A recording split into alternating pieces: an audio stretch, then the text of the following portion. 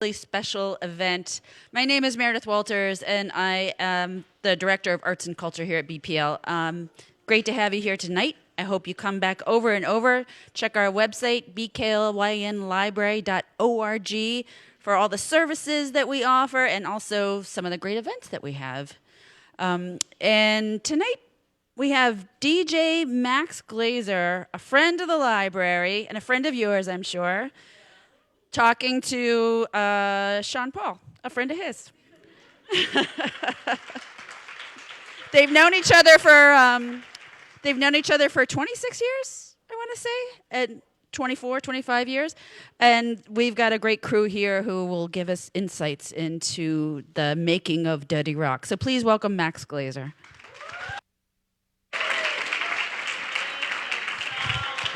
Thank you, Meredith. What a wonderful welcome. This is such a, I don't know if formal is the right word, but it's a very different environment from where I'm used to, I guess, entertaining people. So one big thank you to the Brooklyn Public Library for having us and allowing us to do something like this here. This is apparently the first of its kind, the first ever dance hall artist here in the many years of history of this legendary library. And it's also something that, well, big up and thanks to Meredith and also Greg, who is the person who connected me. Greg is the person who connected me to Meredith and started this kind of chain of events where some of you may have come to. We did a few dance parties out on the plaza the last couple of summers and really like engaging and bringing some Caribbean music and culture to this great institution, which is located, as you all know, in the heart of Caribbean Brooklyn, which is changing little by little, but this is the culmination of the West Indian Day Parade right on Grand Army Plaza. So just geographically, it's a really important place, and West Indian culture and reggae and dancehall is a really important part of Brooklyn and the culture of Brooklyn. So thank you guys all for coming out. So please make some noise for yourselves.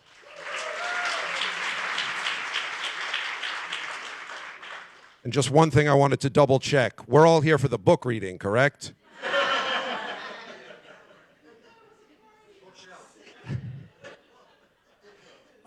Ladies and gentlemen, please give a warm Brooklyn welcome to Sean Paul.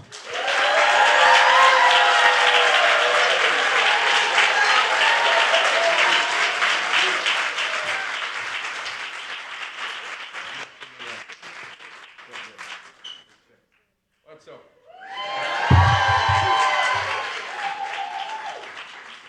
Have a seat, make yourself comfortable. It's gonna be a nice laid back, relaxing evening. Was anybody here at the show on Wednesday night at Webster Hall? Yeah. All right, so Nice.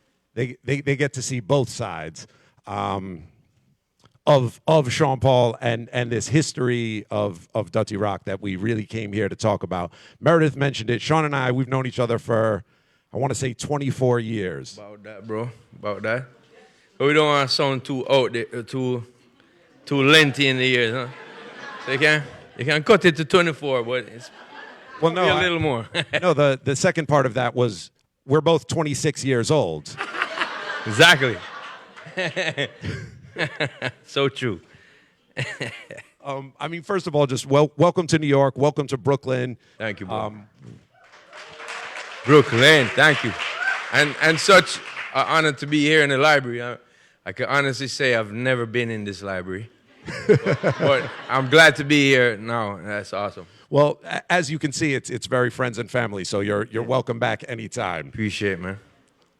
So one of the reasons I thought it was really important to try to bring you here and have this conversation here in Brooklyn and at the Brooklyn Library is New York is such a crucial piece of your whole history and also the history of Dirty Rock. Yes, sir. And the culture of Jamaica and the Caribbean, it live here too, you know, for me. This is very strong in Brooklyn. So yeah, history thing. I know a little bit about your first ever trip to Brooklyn as an artist, right? Yeah. So just to show people kind of how far back your professional relationship with New York goes, share a little bit about that first King Addy's Yeah. trip to New York. Well, big up to Babyface at the time. He's now known as Lionface. I gave him the one of the plaques the other day on the stage. I met him in Miami. I was partying with a brethren, Richie D, another selector, producer.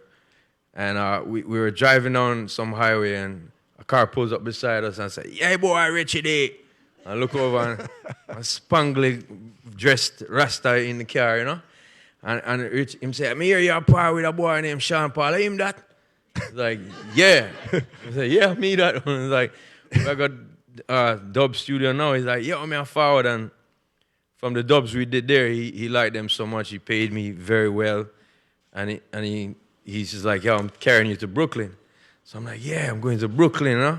First time in my life being like as a performer. I'd been to New York when I was 5.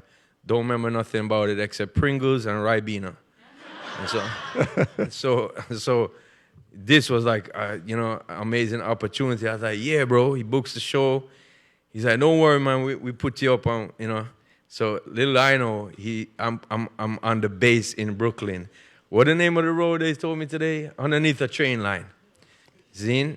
So just a little bit of context for that story. Some people here chuckled, so they do know, and I think some people maybe don't know that we're talking about Babyface from King Addy's sound system, Yeah. legendary Brooklyn sound. Yes, sir. From way back in the 80s. Yeah. And so he carries me there, and like I go upstairs, and it's like bare, like nothing, and the train line is like, "Nyeh."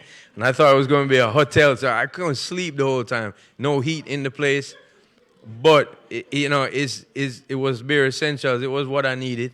I remember calling my mom and said, "Yeah," and she's like, "What's that sound?" Like, "Oh, it's a train line." She's like, "You're under a train line, bro?" She's worried, but just being the first time in a big city like that by myself and trusting in faith, in faith as well. He was just good to me, man. Made sure that other sound systems didn't like cheat me, and he was kind of like butting him up, like, "Yo, if the man name him price, pay the man in price. Don't bargain him down. He's my artist." He took care of me. You know what I mean? Several shows later, just was like just a family thing after that. You know what I mean? So big up to the whole King Addy's crew. Even though he don't par or roll with King Addy's right now, he was the man at the time. Big up Gunna, R.I.P. And also Lionface. And they took me all about, man. Showed me everything. Even the big city of Galhattan.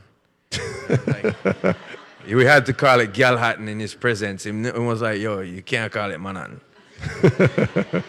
So I mean, I remember it was the first time learning, the little stop them where you can get the Jamaican food. Where is it? Golden Crush and all these, Yeah, and so we are going, and so this was the first time making those rounds, signing the little pics and, doing them, the starting. And just remember the dance being shorter than the whole experience because I was here for like 2 weeks. So the dance itself, I don't remember exactly what happened at that dance. I think I did well. but what it was for me was more the experience of just being in Brooklyn, going to the dub studio, and where's Don Juan's studio? Out on Bedford, in the middle, Bedford Avenue, in the middle of Flatbush, over by Sears, for people who don't know exactly. For my longtime Brooklyn people, where the Sears is. On Albemarle. Bedford and Albemarle. So this was a thing now, and just the whole experience was it's nuts for me and taught me a lot, and kind of got me used to this cold biting weather that you guys do so nice in over here. But yeah, I got the taste of it there, because I had the little flimsy jackets at the time. Puffy and them was really doing this silver jacket type of thing, and me come with my threads in the silver jacket like I'm walking in a video every day. Little did I know that the snow weather does not respect a silver jacket. Silver jacket is a video jacket. That's not a. I'm walking on the street and yeah, it looked good, but I was freezing, bro. This is probably that's not a New Lots jacket. I think New Lots is probably where you were. Yeah, silver it wasn't a New Lots jacket. By the actually, the first time I met Fat Joe, he looked at my brother and he was like, "Yo, that's your brother?" And Jay was like, "Yeah." He's like, "Tell him don't wear them silver pants no more, man." So, yeah, them early years, just rude awakening and New York style of things, and which is really close to Jamaica too. So, it just took a little getting used to, but yeah. So there's that's one of the kind of incredible things about Brooklyn for you as a Jamaican coming to New York.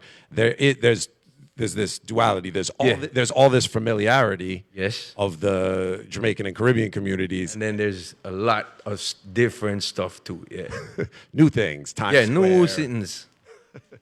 and all of that. And so I know there were various trips in between, but in Mara's introduction, she pointed out the lengthy amount of time that we've known each other. So we met in 1998 at for my older record shoppers, Tower Records on West 4th and Broadway. Does anyone remember? Wicked. For my people, records, tapes, and CDs. Yes. But that record store specifically was like a really important focal point of all genres of music. And it wasn't really a place that, all of the reggae stores and spots were Bronx, Brooklyn, and Queens. And there was an in-store performance, VP Records, Strictly the Best. I believe it was volume 21. That was the day Christian at VP saw the reaction that the Brooklyn ladies was giving me and asking me for autographs and stuff. And he was like, "Bro, think about doing an album, no?" That's a very good Chris impression, by the way. About doing an album. I said, "Yes, sir, I will think about that." But yeah, good days, bro. Very good days. And speaking of that, I want to big up Jackie Jusium who is here in the front row. Jackie. You got Jackie. You guys give her a round of applause, and then I'll explain why it's well-deserved. So Jackie is the one that brought me to that show that day and introduced me to Sean and your manager at the time, Jeremy Harding. Schooled me on a lot of things too, Jackie. Thank you very much. And she's a big part of a lot of connections throughout this story. In the early years, especially, Jackie kind of hooked me up. I mean, Face was the street, but Jackie hooked me up with a lot different, just knowing media people and DJs and people who were important to the culture. She made sure to show me, and this guy, I might have heard his name, but she explained what he does actually for the culture. And so I thank you for that. Oh. And so back to that day in Tower Records. Yeah. Bald head, you're back to the bald head, goggles on. Had the ski goggles on. If anyone remembers. Does anyone remember the ski goggles, Sean Paul? Yeah, it looked similar to this. Okay. But we've upgraded. That's the 2022 version. Yeah, exactly.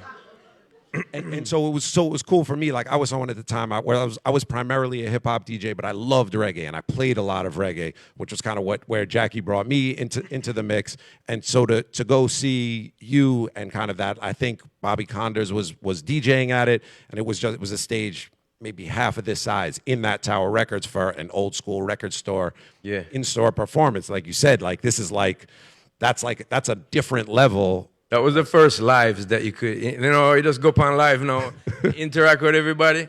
Them time there, I saw it. That was the live, yeah. And so I remember that response and people just really, really reacting and having a conversation with you and Jeremy that day and talking about kind of like what your plans were. And so actually, I looked it up because I had always thought that that Infiltrate, the song on Playground Rhythm, would have been what was on that compilation that performance was behind. But was it Baby Girl?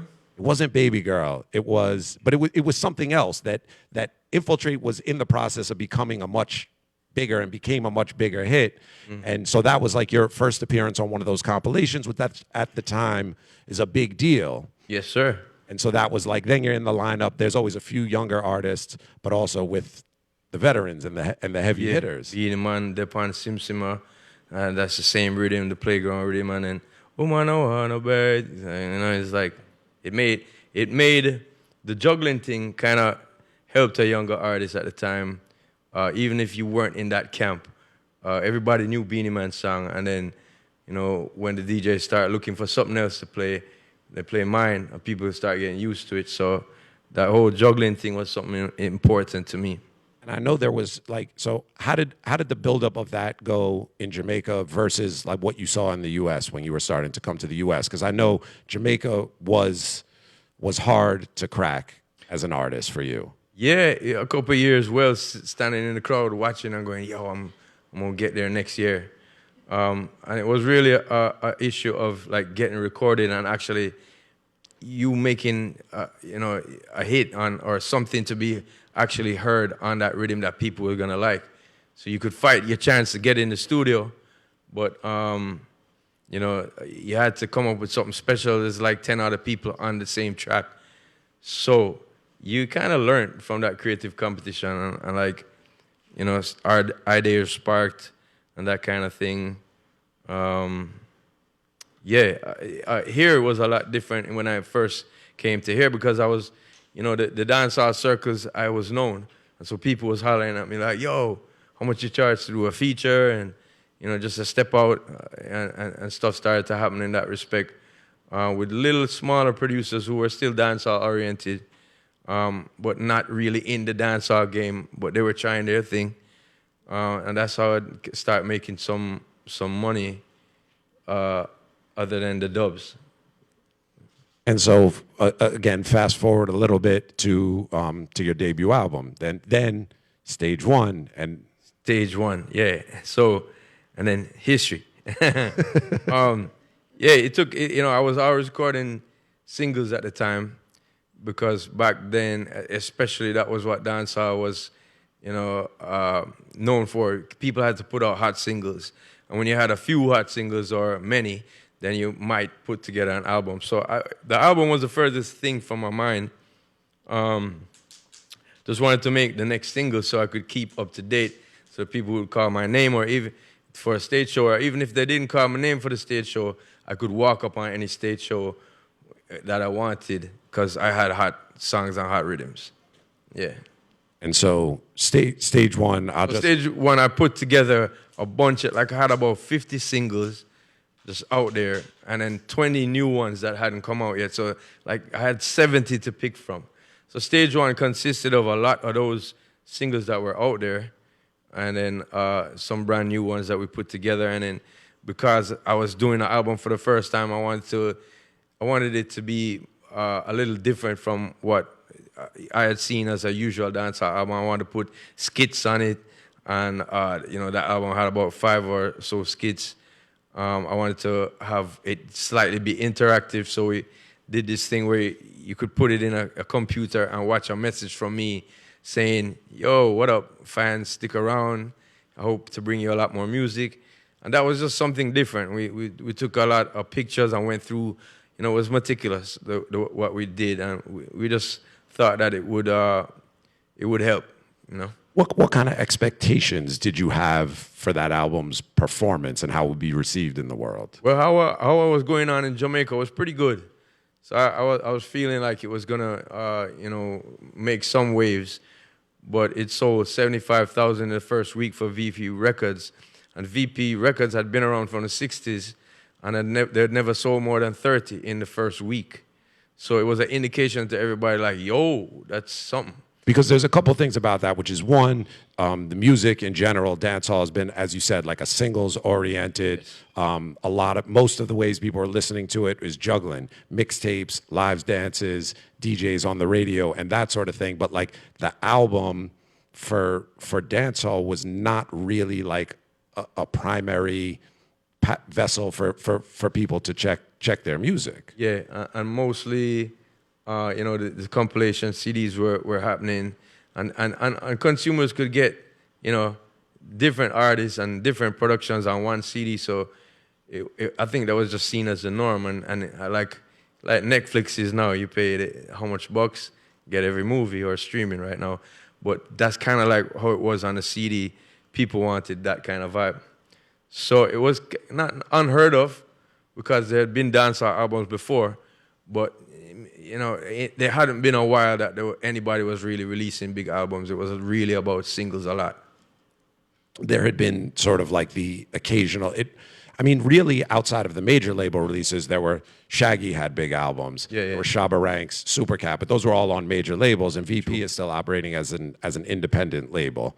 So that being this tremendous seller within the genre, but did that level, which is like exceptional for dancehall and reggae at that time, do you feel like that kind of penetrated into a more mainstream consciousness at that point?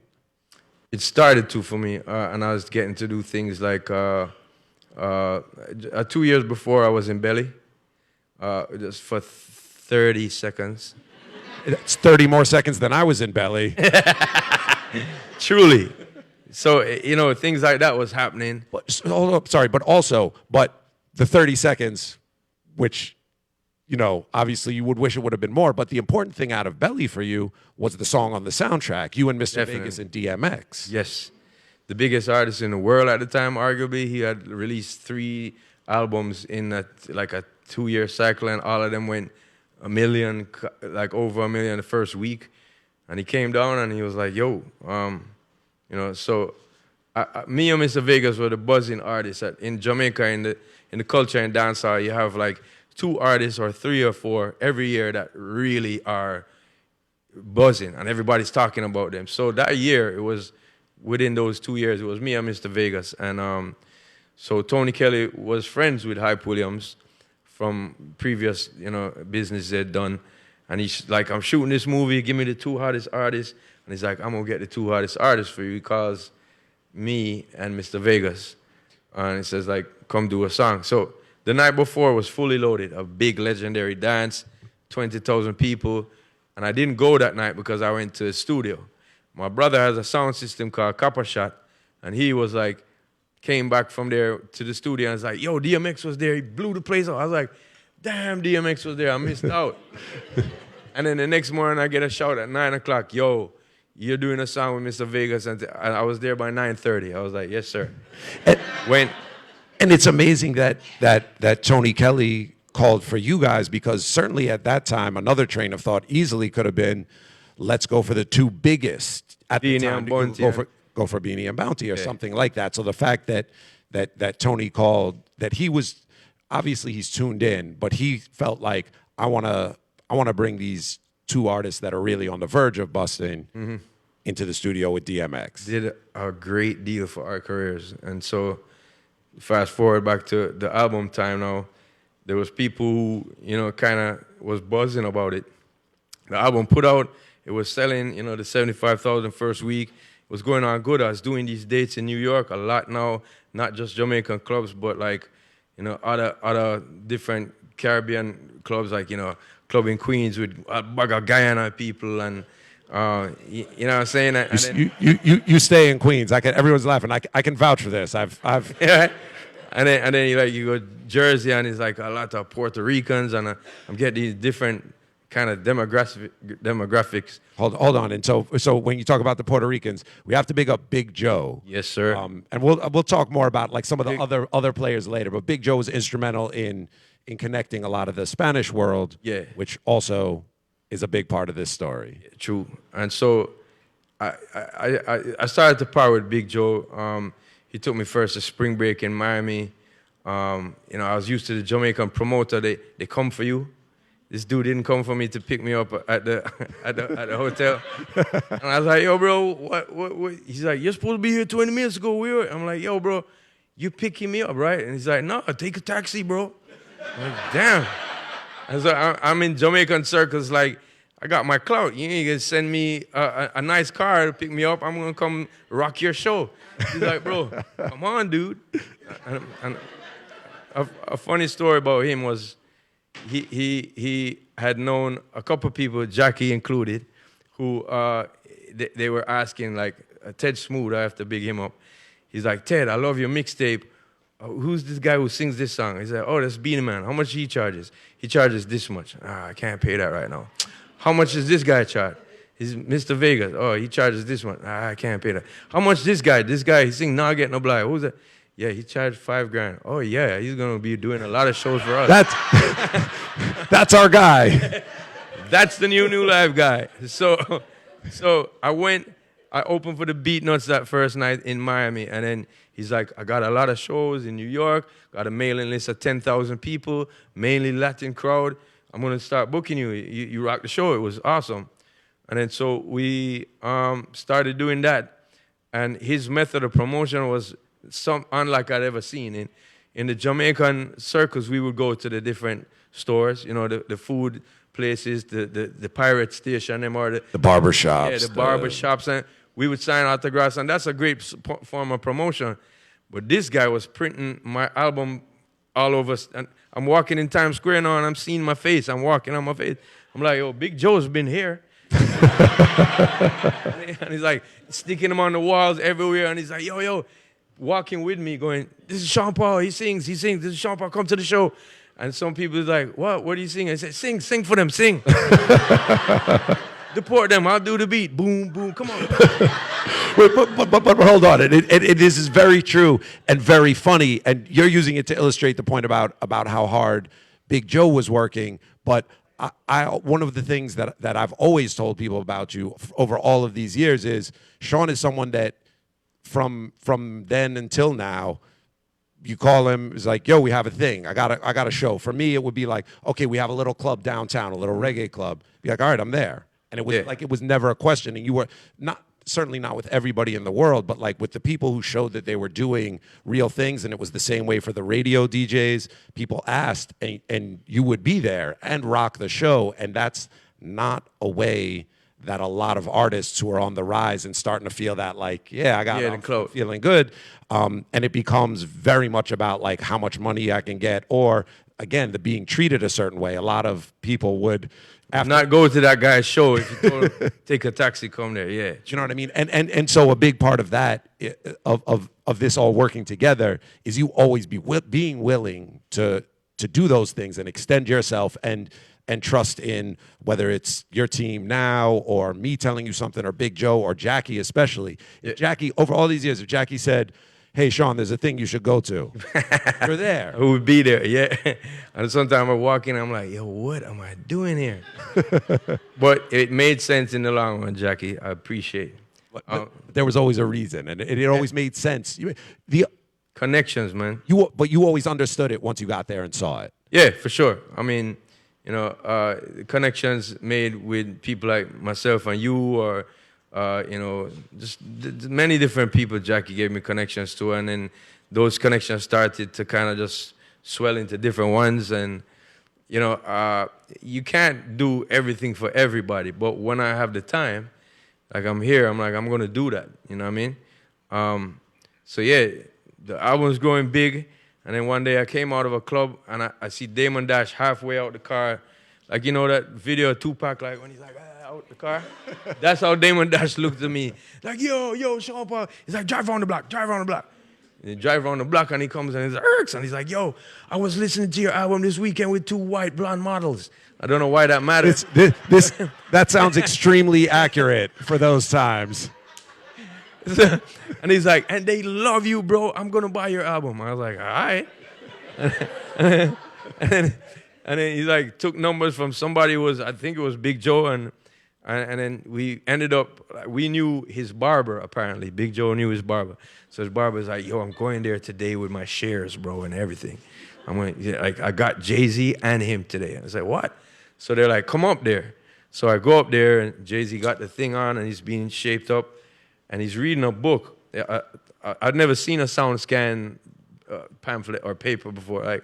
And he's showing me, yo, Big Pimpin' is the biggest song in New York, in the rap community right now. It's playing 43 times a week in New York in the tri-state area. I was like, whoa. He said, you know how much time yours is playing? He said, 42.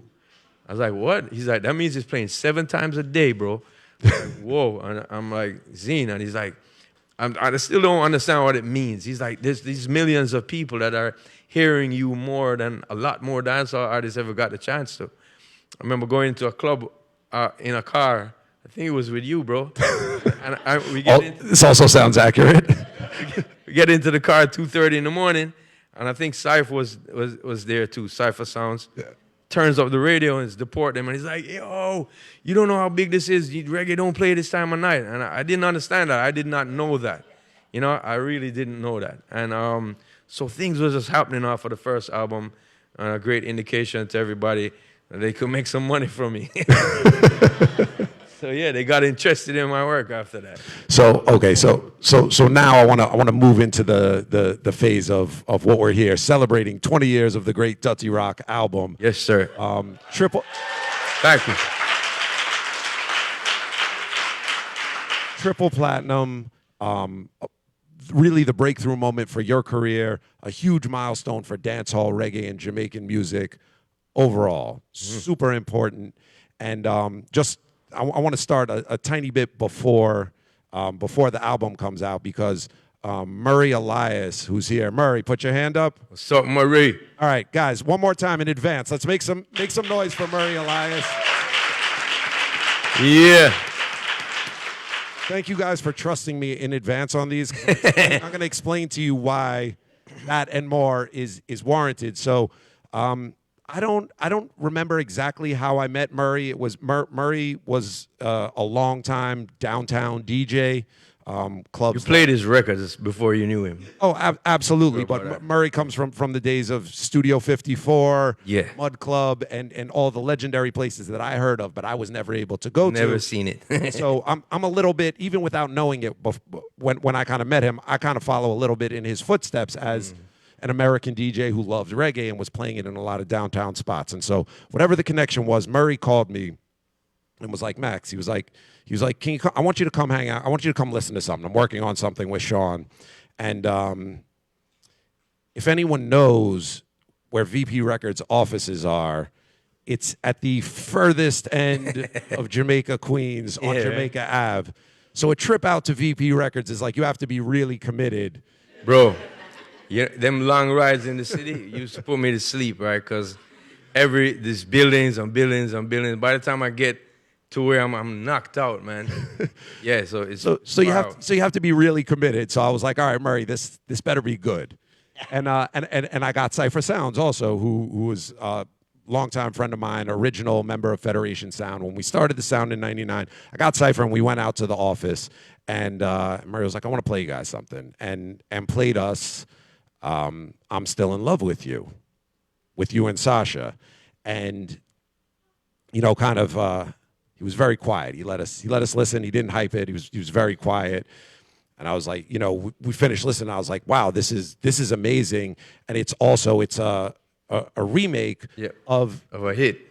It's a remake of a hit. So the original is Alton Ellis. Yes. For the Rocksteady people. But this particular version is.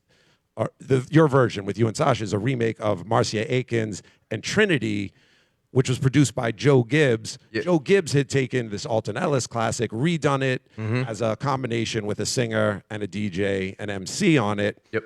And Murray was working on a whole project. I believe it was Old to the New is the name. Old to the New with Steely and Clevie, some of the foundation producers of dancehall, reimagining Joe Gibbs' catalog, and had this idea of putting different people together and putting this album together. And his idea for you in this phase after that first album was, here's this song that was a huge pop record in England, the Marcia Aikens and Trinity version, huge pop record in England, not a crossover record in America, but a club record and a club hit. Well known. So the familiarity was there. Yeah. What did you think when he brought the idea to you to remake that song? This crazy old man. I was like, my big bro is trying to sell me out right now, man. Because I'm doing fast pace, dancehall, heavy hitting. We call it kick up rhythms because it's like it gives you energy and it make you kick your foot. You know what I mean? You dancing.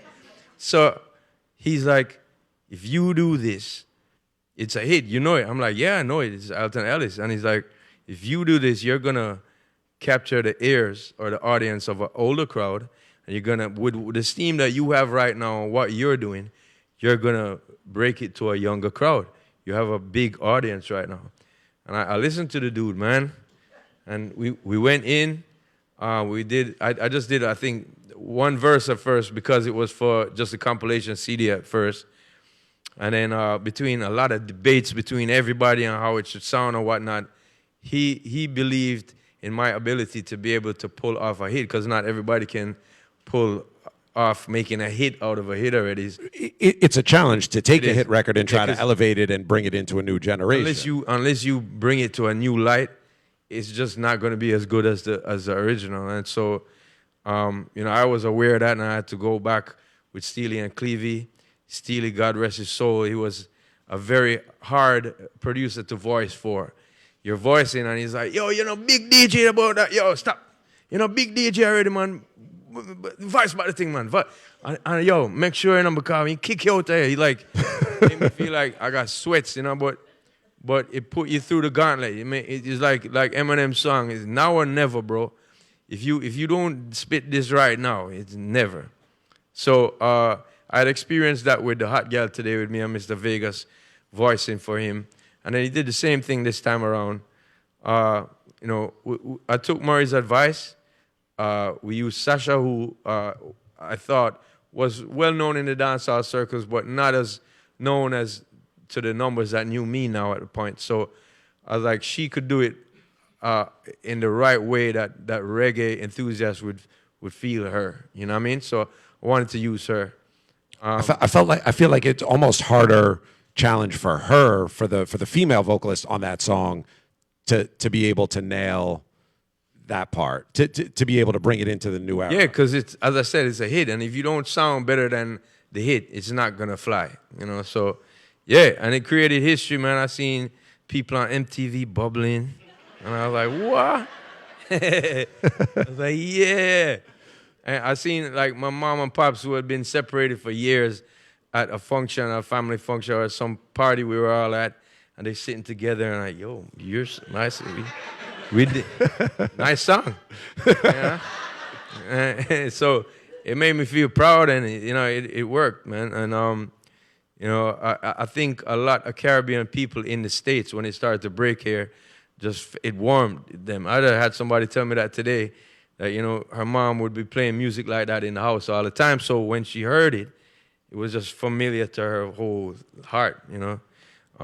So yeah, good vibes, man. History. And I think that's one of those things, like about that song, and also to bring it back to something that I said earlier, is like you didn't 100% get that idea, and like I know you had to be sold on it, and you said, I've heard, a lot of conversations had to be had. so like people hear it now, they're like, oh, this is a smash hit. What an obvious thing to redo the thing. Mm-hmm. But I know, and this was part of what Murray explained to me when we sat down and Cypher and I listened to it for the first time, was like, well, Sean doesn't think, this person doesn't think it should be a single. I know and Murray just believed in it so much. Yeah. And it became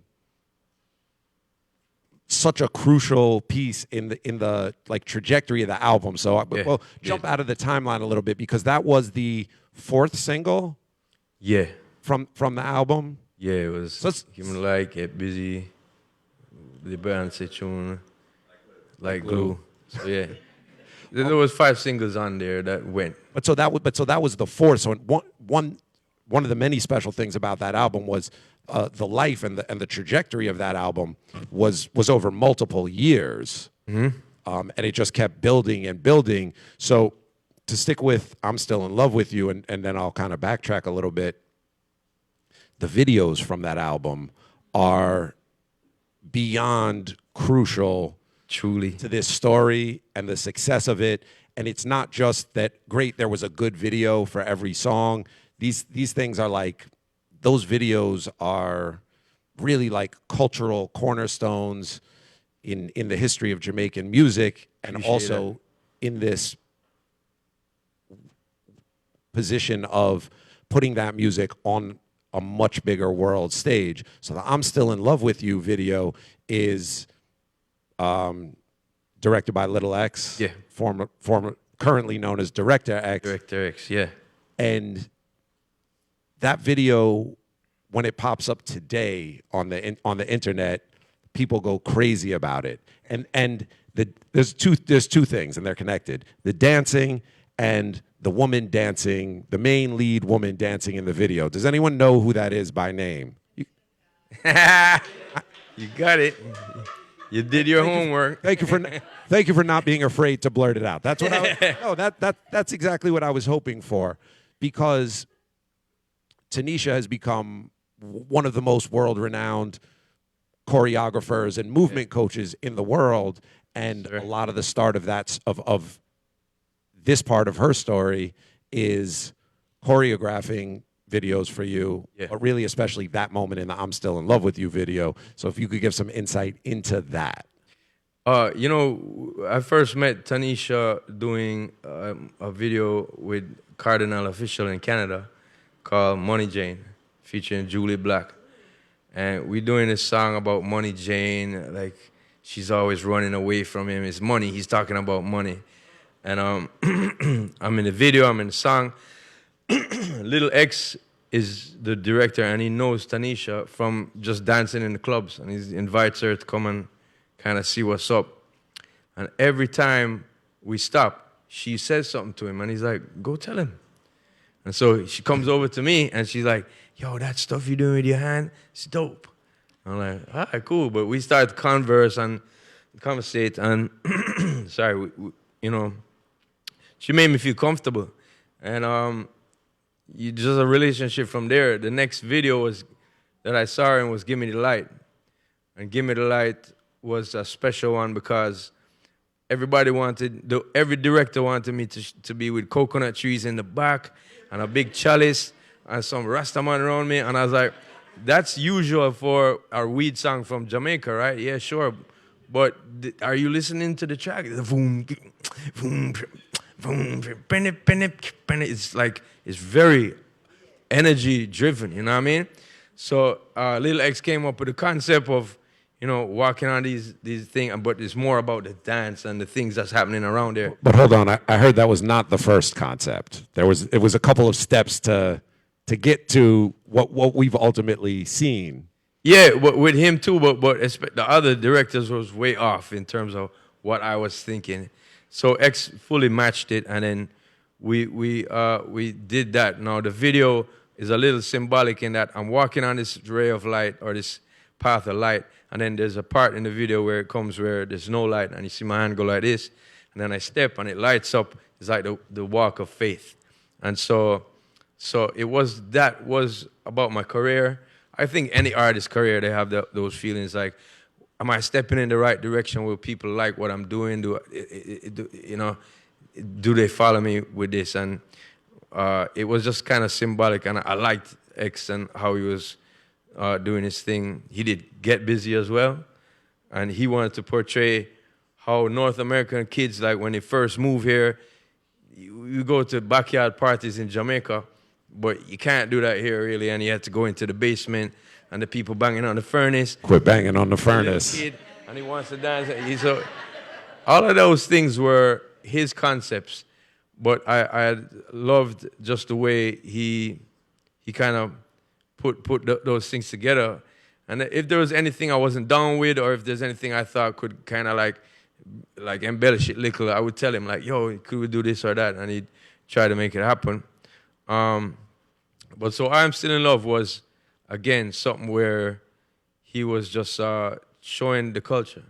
You know, everybody knows, you know, nowadays you take pictures before you're going out and thing. We used to have the mirror. This ancient thing called a mirror. Yeah. And so you didn't have to turn it on or nothing. It was just there for you. It was always on? Right. No batteries no batteries needed. So, yeah, he was like, you know, she's in the mirror, she's looking, she's getting ready. And then, you know, just the whole concept of the culture as well, and the close dancing, what we call rent-a-tile. You know, I don't know if you all know what it means to rent a tile, but there's one tile and there's two people in it hugging up and moving around, you know. And it's just a big part of the culture in Jamaica and the Caribbean, I guess. And it blew people away, bro. And it's still, to this day, people watch it back and they're like, yo, bro, that video was so colorful. There was so much different types of scenes, but you still understood what was happening. They're getting ready to go out. They see each other. They're dancing. I had on huge jeans. I mean, look, we all did. We all did then. Bigger than these. They were like, ugh. 3 times the size. Right?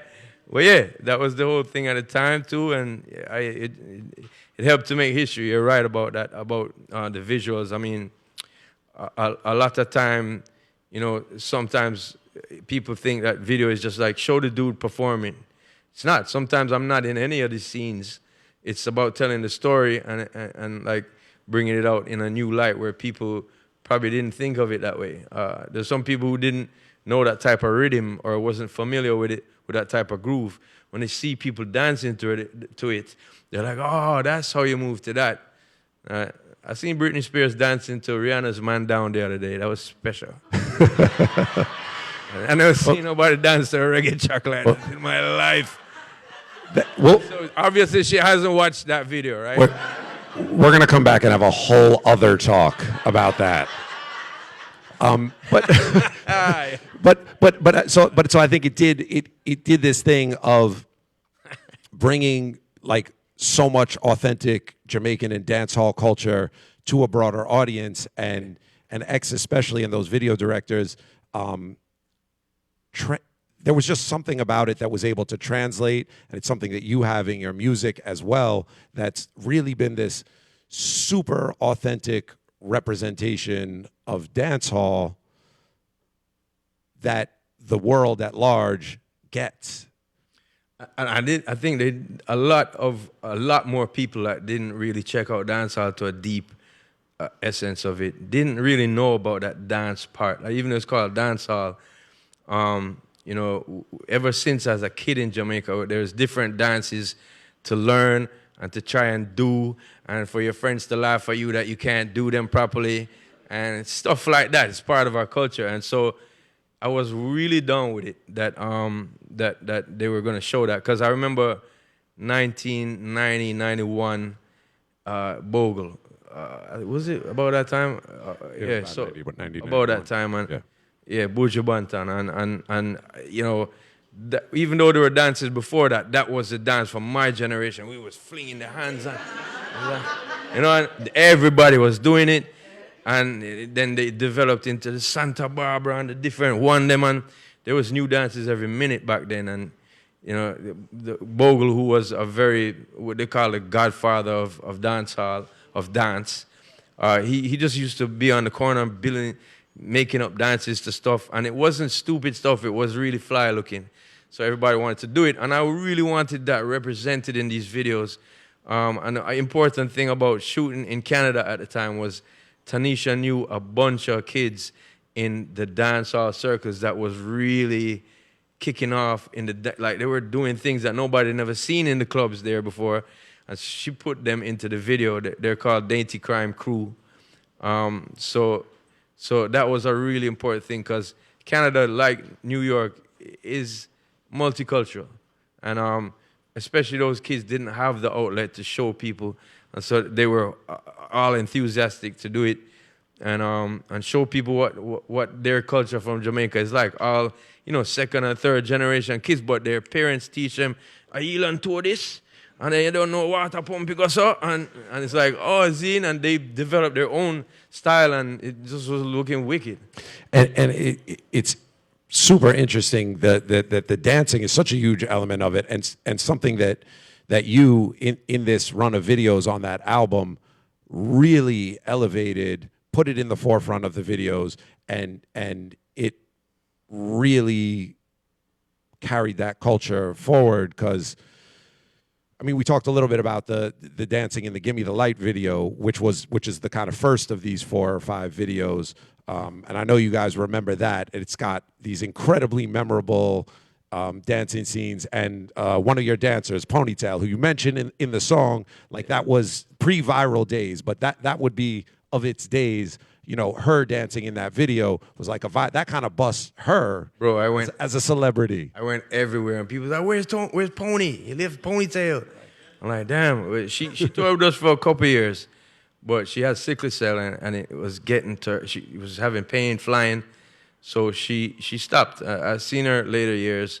You know, I think she's a mommy and stuff now. But people always remember her, and that just became her name too, Ponytail. 'Cause I think she just did that for the vid, and everybody was just like, "Yo," you know. I got people coming up to me going, "I never did, you know, any dance. I never been to a dance, but look, I could do the." Like, yo, all right, bro. And that elevated her and made her a known personality within that. And then You would have gone viral, as you said. Yeah. like I said, she did. And then the Get Busy video, which is the basement party, which is full of dancing and full of that energy, like that just and it's interesting because you know that was a bunch of these are filmed in Toronto, but for the Brooklyn people, that's a very Familiar thing. that's a very familiar thing. Brooklyn people grew up on the basement party, just like in Toronto. Yo, the bro showed me hating up the parents, and he showed the roti on the table. Roti, you know, roti. Made it on a video on BT and MTV. Roti. It was also much like Brooklyn, a cross Caribbean house party. Exactly. You know, years later, my son is watching that video. He's like, "Who's that kid named that?" I was like, his name was Dollars. They used to call him Dollars. I told him that. He rolled on the ground. Dollars? Like, yeah. He's rich. And then the other video that we haven't really talked about, which is my favorite, like glue. It's my favorite because I'm in it. Only by circumstance. I was hanging out for the whole day. We were just hanging out. The video was filmed. Does anybody remember the Elite Arc in East New York? Yeah. It was filmed at the Elite Arc. The Arc had this big indoor club, and then also had a huge yard Outdoor setting. outside. So we just went to hang out. Yeah. And that's another one that you just again, you and the team are bringing forward just straight. And that time it's Brooklyn, and it's a very similar element to what's gone on before. Yeah. The videos that have come before, and then this is the Brooklyn version of it. Murray, are you in the beginning of that video? You're on the sign. Right. Murray's on the sign. Ricky Indian is the one walking in like a legendary New York selector that goes back. I know Ricky from Albus Records on Nostrand. Mm-hmm. And that was something that was just on the fly right there. We were like, we need like something to start it. Like, all right, so I'm chilling out in the dance, and then my brother and Ricky's there, and they're like, yo, the dance is boring. Go DJ. And I'm like, all right, cool. Which just never happened to me before. But yeah, we just made it up, and then we saw you and was like, push the white guy in there. This is my one and only video appearance. I'm very proud of it. My parents are very proud of it. Someday I'll show my kids and they won't care. Exactly. Yeah, man. But it was awesome. It was Benny Boom. Benny Boom directed that. Yep. And he was affiliated with X at the time, and he knew the vision, and we wanted to show the multicultural aspect of just being a Caribbean person. So there was every flag from the Caribbean and all over the place. And the perfect place was Brooklyn to do it, you know, to find people with all these flags left over from Brooklyn Parkway Parade. and so it was so I ended up in it because there's a bunch of DJs. So your brother Jason is actually the MC for the dance that is the video. Babyface, first person to bring you to New York, is there. I'm there, and there's a couple other people. So there's this DJ scene. But to go back to the dancing, one of the I'm sure everyone in here is extremely familiar with the Dirty Rock album and also with that video. So you know there's a difference between the two versions of the song. The one that's on the album is the straight through 3 verses, and the one in the video has your brother Jason, Copper Shot Sound, doing the dance segment, calling out the dances in that dance break, which has become really like the exclamation point of the video and of that. It started to play on the radio like that after a while. I actually was, because I was doing my homework, listened to the album this morning in its entirety and was like, oh, this is there's this other version of it. 'Cause I've only played the one with your brother's voice on it for. Big up Jig Zaglar, the superstar, somewhere in here. But the amazing thing was, I remember him as that video is shooting, doing that live for the video. That wasn't recorded in the version of it you were doing playback for the video for. That was, I don't know if it was on the fly. I remember that was recorded with him on the microphone doing it on the video set. Well, just like in hip hop, there's different trends in dancehall that comes around that, different players play that part. And so, yeah, the dancers make the dance up, but the selectors or the MCs used to the DJs, they used to call out the dances for the crowd to dance to on top of somebody's record. So we just wanted to recreate that. And he was actually doing that in dance halls, and Copper Shot was doing that. Like, they still do it up to this day. Everybody turn the clap now, and it just gets everybody in the kind of mood, and it gets everybody to laugh at me because I can't do them. So yeah, we recreated that. I think he did voice it over in the studio after, because it was supposed to be just a scene. But when we heard it in there, we were like, yo, let's put that in there. And did we record it in the studio? Was straight from there? Damn, he got a good voice, man. His part was the one that was recorded on the video set. Right. The other amazing thing about that, to get super nerdy, was I don't think there was music playing. I think he was counting the tempo, because you can't have the music playing while you're recorded. It's in a backyard in the middle of East New York. Yeah. And it was just amazing for me to one, see that, and then that become the most known version of that song. Again, another thing pushing not just your music forward, but the entire dancehall culture forward. Again, it caught my son 20 years later or 15 years later. He's like, I like that part that Uncle Jason is saying. I'm like, yeah, wicked. So it works. It works. You know what I mean? You're like, what about my part? Dad? Good job, Uncle Jason. Yeah, man.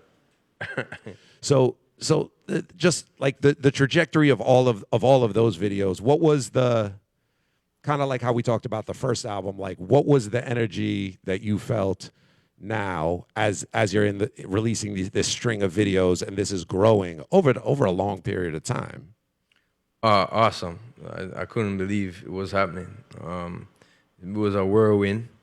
It's like, this now, this next, you got to be here, you got to be there. And, when we were making the albums, those first two, we had a lot more time on our hands because it was less interviews, less traveling all over the place. We had like the whole day to be like in studio and just chill out and spit and new ideas. We did skits. We had time. But after this time now, it started becoming harder to balance that. And, I remember, you go back to radio stations and people like, how come you took 3 years? I was like, did you know anybody who did an album that made you tour the world for 3 years? It takes time, bro. Know what I mean? I had people say to me, I don't see you nowhere in the street no more. I'm like, I'm on planes, bro. I sleep on them. I sleep on planes right now, bro. This is the goal, for you to not see me. Yeah, I have to, But yeah, I would come back home, I'd be exhausted, bro. And, you want to spend time with your girl and, yeah, things like that. So it's like, yeah, it took time. But then, you get used to that. And there's some things you have to sit out. Like you said, I would come to New York and you're like, come true. And yeah. In later years, it was like, I really want to go. Like last night, I was trying to go to Skilly Bang, but we hadn't eaten yet. So we did what we had to do. We were trying to get food quick, but by the time we finished, to leave where we were to go to Skilly Bang, his show would have been over. So things like that. Like when I was younger, I don't need food. But now I got a belly to feed. At 26 now, we need food. Exactly, bro.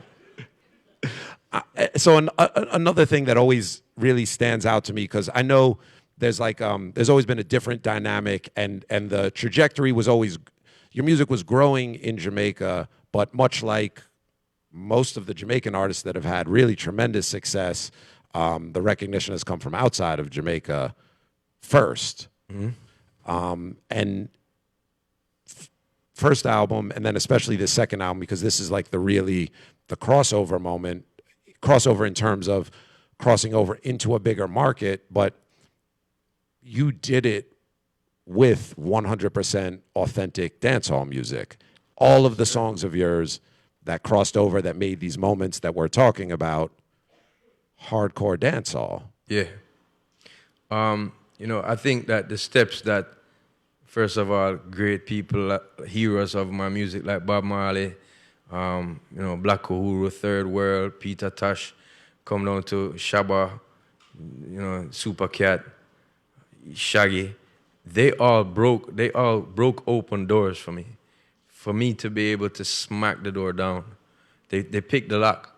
Because if you remember back in those days, Shabba had songs like Ting-a-ling-a-ling, which we loved, but it couldn't get on the major stations so much as the one with Johnny Gill and, the ones with, Maxi Priest or KRS-One even, that got a huge video before Ting-a-ling did. But it was because of the palette or even the music industry people. They didn't know how to process it to make consumers be like, oh yeah. They were trying to figure out how to sell it to an American urban market, like kind of just put it into that lane of. Yeah, they were trying to sell milk to a cow. Yeah, and so it's like, by the time that happened, I think it opened the palette for the public to be like, I want to hear more of that. And there was the Mad Lions and the different people that kept coming with different flavors from records that Maury was breaking. Ragamuffin love, Ragamuffin love. You know what I mean?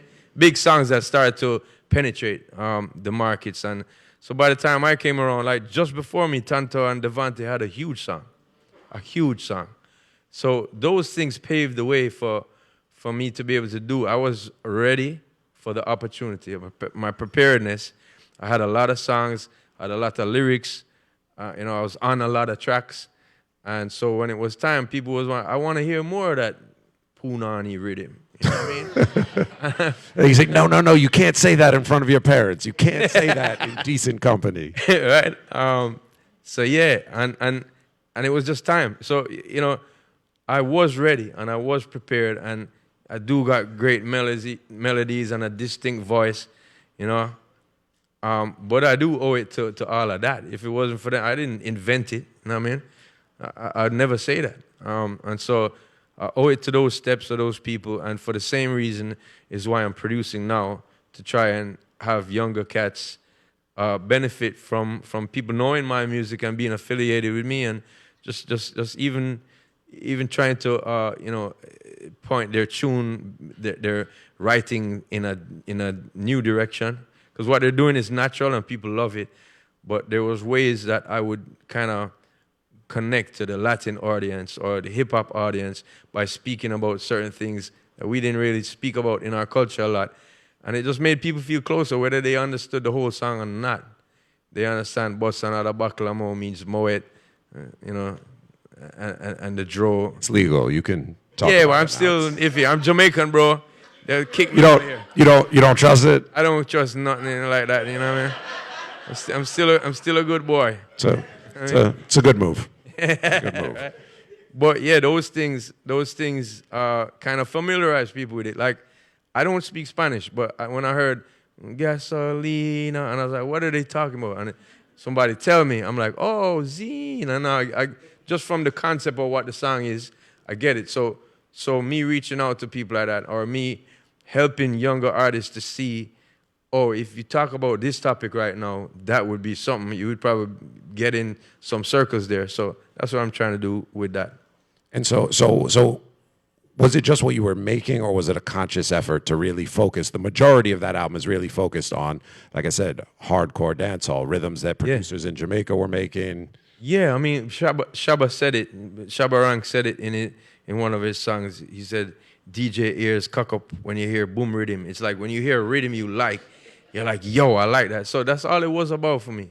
same way. Like I hear the rhythm, I like I gotta go. I know what I want to say on that. I know you feel it, and it's like, a kid with a new toy. I mean, that's how music is for me. You're always wanting to. You can't concentrate on nothing else but that. Like that's how it is for me.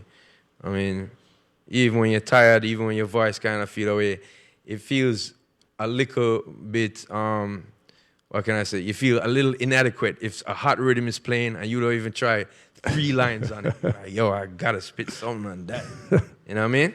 So yeah, that's all it was for me. And trying to put a lot of singles out. And then we had at the second album, same thing. Good problem to have. A lot of songs to pick from, and then to kind of do some special ones, to kind of make it pop off.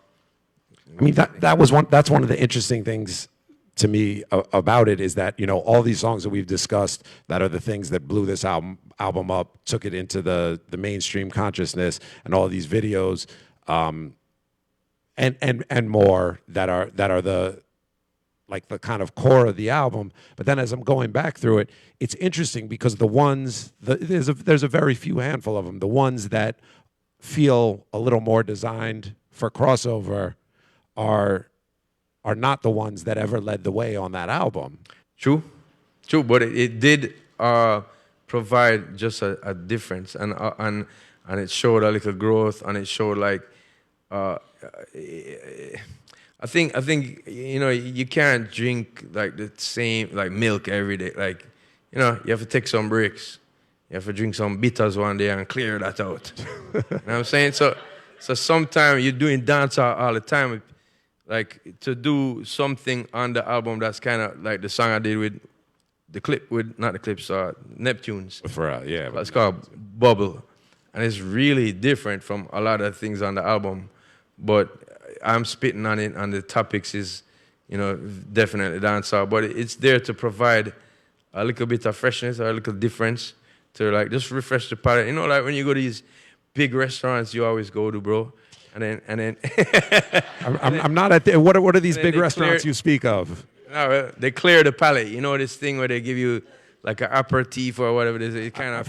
I've heard of this. Yes, we've all heard of it. Yeah, so it's kind of like that musically for me. Yeah. And so, what did it feel like, kind of, as this album has grown and grown and grown, kind of in terms of in Jamaica? What's your reflection on what this album has done for Jamaica and Jamaican music? And broke down doors for me, as I said, and for my career, and for the genre itself. It has broadened our scope. You know what I mean? There's now almost sub-genres of dancehall or genres that spawn by themselves, like reggaeton is very close to what we've done before. Also, Afrobeat never sounded like that 20 years ago. It wasn't even called Afrobeat. So this is a new thing, and it's definitely been influenced by what we had done before. Every Afrobeat artist that sees me, from Davido to Wiz to Burna, is like, yo, bro. Davido was like, I was 8 years old, and you were on the stage in Nigeria, bro. I was like, for real? I was like, you make me feel old, bro. Feels crazy. It feels crazy, right? It feels crazy. So, but yeah, and now they're rocking the world, and that made me feel proud. You know what I mean? Over the years, people have heard me squeal about people who do dancehall music, but the reason is because I don't hear them calling it dancehall music. And as controversial as Stonebwoy is what he said the other day, I'm not going to talk about that now. But you've talked about that extensively. But I will too. But he comes to Jamaica to do it, and he says he's a dancehall African artist. So does Gentleman in Germany. He comes to Jamaica. He uses Jamaican engineers and producers, writes with our writers there, and he says, "This is the music I do." But a lot of the pop people haven't been doing it. I make the point that if I did something that sounds very much like jazz, and I'm like, that's my new single, everybody be like, no, that's jazz you're doing, bro. Come off it. Or Willie Nelson would come for me if I did a song like, say, Mama, don't let your son wear dresses and stuff like that. Sorry, just kidding. But yeah, but They can do whatever they want. Yeah, They do whatever they want. exactly. But This is the idea of what a Willie Nelson song might sound like. yeah, just a freestyle. Sorry, but so if I sounded like that and I was like, "This is my new single," I think the crowd of country and western would be like, "No, that you have to call that country like country. You can't say that that's not what it is." And so my point is, a lot of these artists have been using the sound, but they don't say. They might affiliate with one or so person from the culture, or when they hear a hot song, they jump on it. But they don't say, "This is my dancehall single. Big up to dancehall. Big up to," like we're like, if Germany produces hip hop, they're like, "This is our hip hop artist." They don't say, "This is our new music from Germany. It's innovative." They don't. Right. Which by all means do it, and I think it's great. And I mean, I think that's one of the problems of the genre is this kind of lack of recognition, but also I think a lot of that comes with lack of spaces for it to exist. You know what I mean? We do have a very big barrier. We speak patois, which is broken English. And I don't see nothing wrong with it. I love it. I speak it in every song, speak it to all my friends on the street. But I know it's a barrier. Same like Spanish or French is a barrier for my ears. I don't speak that language. So, Spanish is the second most spoken language on the earth. So that music just had numbers. I mean, the reggaeton I'm talking about. Yeah. So that's something that is a barrier. And that's one of the problems, one of the issues why people are able to just come and do it and not say, "Oh, that's this," an Americanized version or more Latin version of. Oh, bro, even that kid, Nas X, bro. That second song he did where he's dancing up on the devil is an awful video. Excuse me, but it's dancehall. It's a dancehall backbeat. Boop boop clack boop boop clack. You know what I mean? So, and then they're like, "He's the greatest." And it's great voice, writes good songs, but say that song is my dancehall single because it got that big and it's still huge up to today. It's been big from 2001 when I started to break, and other people, Baby Sham, Elephant Man, Wayne Wonder with No Letting Go, and all of these things. Justin Bieber. I mean, another one of our local dancehall artists. Yeah, that guy. I mean, so yeah, I mean, it's been big, and just the fact that people don't want to acknowledge that. And to me, I call a few songs right now. There's a Shawn Mendes. Yeah. Like that. Like that. It's got that syncopation. Also, Ed Sheeran, Shape of You, syncopation. It's definitely dancer oriented. Are you going to sing that one? No, sir, I can't do that. Because we can turn this into dancehall karaoke. Pop dancehall karaoke. But even Sway Lee and French. I love that song. Unforgettable. But it is unforgettably dancehall too. Absolutely. No, and I think it's it's important because you've been all along, but especially recently, just letting people know that. And it's not, people use it for internet controversy, but it's not and shouldn't be anything controversial. No, especially when I'm saying, like, the people who I actually respect who do it. It's like, Rihanna is one. She said, "I'm doing a dancehall track." She put it out, work. It's dope. Say dancehall, thank you. That's all. She said, "I'm doing a dancehall album." I haven't heard anybody say that. Yes, 100%, because she's... Move your body like a snake, ma. That's dancehall too. Sorry to break it to y'all, but we don't play or even sing R. Kelly anymore. Well, you bringing up the karaoke, so sorry. I scratch that one off the karaoke list. But it's one of the things with Rihanna is as a Bayesian, she's born and grown up listening to that music alongside Beyonce and Destiny's Child and all of those things. So every Sean Paul, every Sizzla, every Buju is a part of her. She knows it, and she has respect for it. Honestly, maybe some of these people I'm putting the fire on with no context, because they probably went to a studio and the producer went boot clap, and they're like, "Oh, that's dope," but they don't know where it comes from. They don't have a context. So, excuse me. Yeah, it's not always their fault. So, but I just have to let the public know, because there's other talented artists in Jamaica, Busy Signal, Massacre, Skilly Bang and Skeng. And we need to make sure that people know that these are the young talents coming up in the real spot, and so that they get their accolades, I think that's super important, and one of the things that we can, I also think that's why it's important to focus on this 20th anniversary of Dirty Rock, to show that this music can be this successful, this long lasting, this impactful, and like continue to have this long term effect on generation after generation, while at the same time you are currently making bigger music than you've ever made, in your career with your latest album and all of the contemporary music. That this is a celebration of something that changed your life, and I think changed dancehall 20 years ago. Pivotal point for me and for the genre too, I must say.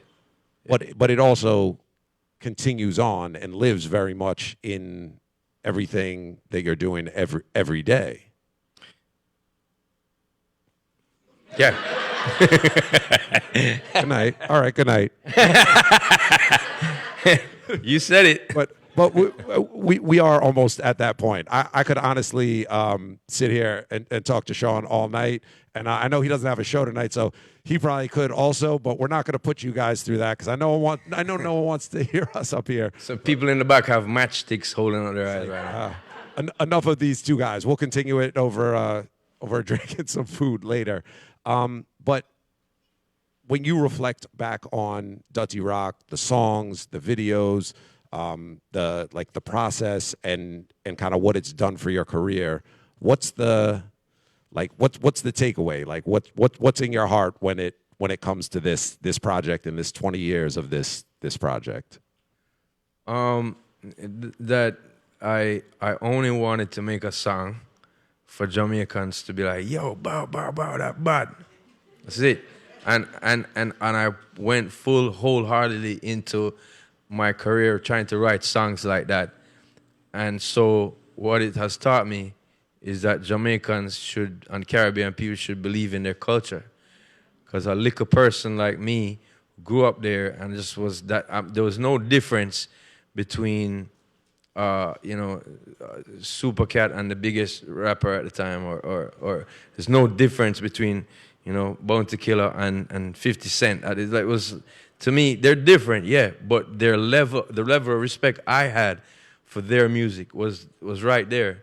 And if I had listened to execs who didn't believe in it, who said that, hip hop is big because there's a culture of it in the States. There is a culture for dancehall, but it's not all over the States. That's not true. We're all over the place.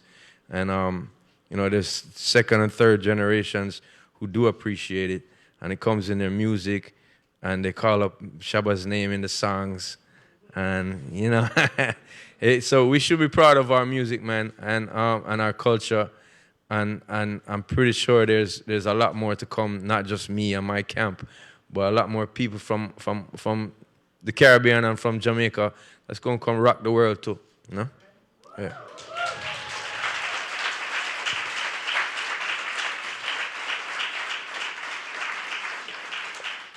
Well, we're certainly proud of your music, and we appreciate you coming down and taking this time to share this insight on the album with us here at the Brooklyn Public Library. Thank you to BPL Presents, Meredith, and Greg for putting this together. If you don't have a library card, make sure you get one. Check out some books. You can get them on the internet. My mother-in-law is a librarian in Jamaica, so she's gonna be very enthused that I was here.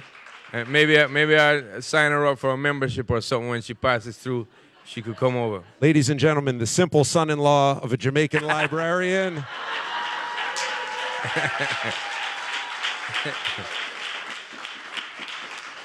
Thank you. And that's really it. Good night. Thank you guys so much for coming out. Salute, yo.